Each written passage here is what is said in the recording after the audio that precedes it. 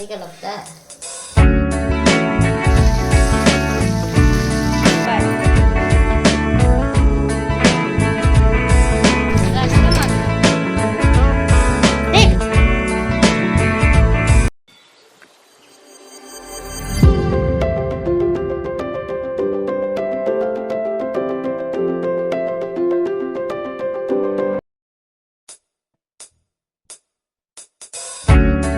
Hello दोस्तों, welcome back my channel lifestyle inspiration.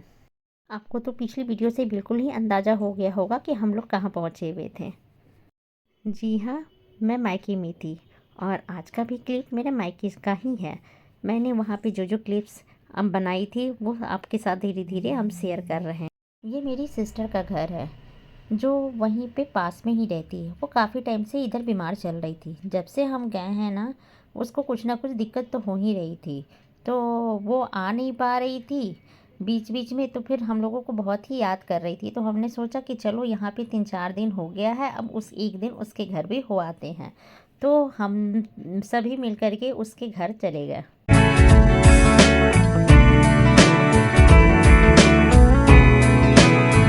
उसके घर में कोई ज़्यादा रहता नहीं है, सिर्फ वो दोनों वाइफ हस्बैंड और एक बस बच्चा रहता है। वो इतनी बीमार थी ना कि उसकी हिम्मत ही नहीं हो रही थी कि वो कुछ कर ले। तो हम लोग ने सोचा कि चलो हम ही लोग जाते हैं किचन में और चाय बना करके ले आते हैं। तो मैं किचन में गई और एक अच्छी सी टेस्टी चाय मैंने बना ली। फिर क्या था, हम तीनों ने अच्छी टेस्टी चाय पी, चाय का अच्छे से इंजॉय मज़ा किया और उसके बाद ढेर सारी गॉसिप हम लोगों की चली।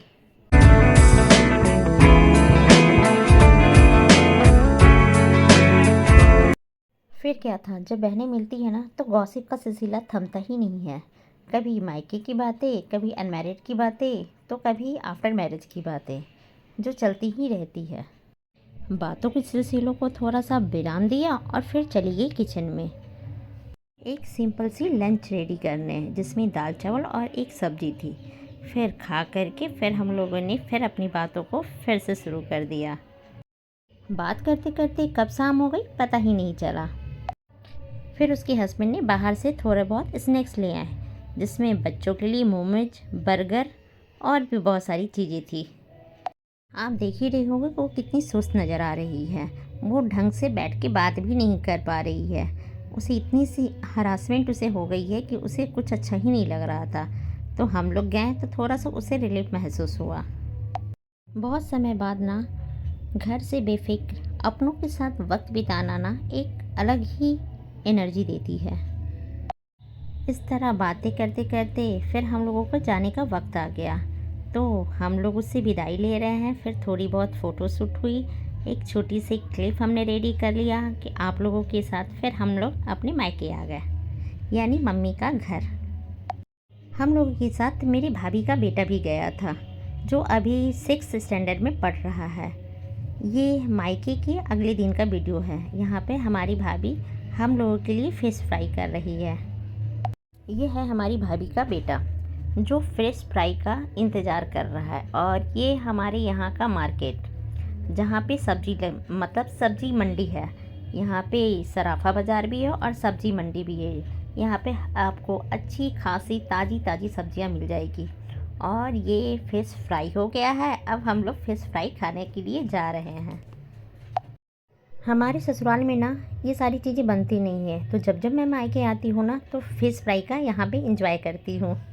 पहले मैं मायके में रहती थी तो ये सारी चीज़ें खा लेती थी। अब ससुराल जाने के बाद ये सारी चीज़ें अब ना के बराबर हो गया है। जब यहाँ पे आती हूँ तो भाभी वगैरह बनाती है, तो फिर इसका मज़ा हम लोग ले लेते हैं। सच कहूँ ना, शादी को इतने टाइम होने के बाद भी एक मायके की फीलिंग एक अलग ही होती है। हम लोग मायके भी इस समय बहुत समय के बाद आए हैं, कहीं यानी कि समझो कि 2 साल के बाद आए हैं। मम्मी थोड़ी बीमार बहुत ज़्यादा ही हो गई थी, तो हम लोगों को यहाँ पे अर्जेंट आना ही पड़ा। मम्मी पापा जब तक रहते हैं ना तब तक मायका मायका लगता है, और मायके में आने में भी बहुत मज़ा आता है। नहीं तो फिर एक फॉर्मेलिटी सी बस हो जाती है, उसके बाद वहाँ पर उतना अच्छा भी नहीं लगता है। तरी वाली मछली भी बिल्कुल रेडी हो गई है। अब हम लोगों ने इसे चावल के साथ अच्छे से खाया और इन्जॉय किया। ये फिर अगले समय टाइम का वीडियो है। ये है हमारी भाभी। हम लोग रेडी हो कर के और हम लोगों ने काफ़ी वीडियो वगैरह बनाया। और ये हमारी दोनों सिस्टर और वो दोनों एक भाभी के बच्चे और एक मेरी सिस्टर के बच्चे हैं। यहाँ पे हम सभी रेडी हो रहे हैं क्योंकि हम लोगों ने सोचा कि मम्मी है तो मम्मी के साथ एक छोटा सा वीडियो क्लिप बना लें। तो सभी लोग रेडी हो, हम तो रेडी हो चुके हैं, यहाँ पे दोनों भाभी भी रेडी हो चुकी है और दोनों सिस्टर भी रेडी हो गई हैं। तो यहाँ पे थोड़ी मस्ती हुई, फिर वीडियो क्लिप बना। अब इन लोगों की जाने का टाइम हो गया है तो ये लोग अपने टाइम के अनुसार फिर निकल गए हैं। ये 2 दिनों की बात का वीडियो है। यहाँ पे मेरी बुआ की लड़की और मतलब उनकी वाइफ आई हुई थी, तो मैंने सोचा कि चलो उनकी भी एक छोटी सी क्लिप ले लें। और यहाँ पे मेरी सिस्टर अब डोसा बना रही है। डोसा की प्रिपरेशन हो चुकी है तो सभी को डोसा इनके हाथ का खाना था, तो यहाँ भी अपना हाथ फेर ली। वो बहुत ही अच्छा टेस्टी डोसा बनाती है। आप देख ही रहे होंगे कि कितनी अच्छी डोसा उन्होंने बना लिया है। और मार्केट से भी, सच में बताऊँ तो मार्केट से भी बहुत ही टेस्टी और बहुत ही अच्छा डोसा वो बनाती हैं। आप लोग तो उनकी वीडियो क्लिप में तो देखते ही रहते होंगे कि वो आए दिन डोसा वगैरह बनाती ही रहती है। उन्हीं से पूछते पूछते अब मैं भी डोसा घर पे ही बनाती हूँ। सच बताऊँ तो मुझे मार्केट से अच्छा मुझे अपने घर का ही डोसा बहुत ही अच्छा लगता है। और सांभर की तो बात ही छोड़ो, इतनी अच्छी इतनी टेस्टी बनती है कि मैं क्या बताऊँ। तो फिर इस तरह हम लोगों ने डोसा का एंजॉय किया। तो फ्रेंड्स, ये था आज का हमारा क्लिप। पसंद आए तो लाइक, कमेंट और सब्सक्राइब करना बिल्कुल ना भूलें। मिलते हैं नए और इंटरेस्टिंग वीडियो के साथ।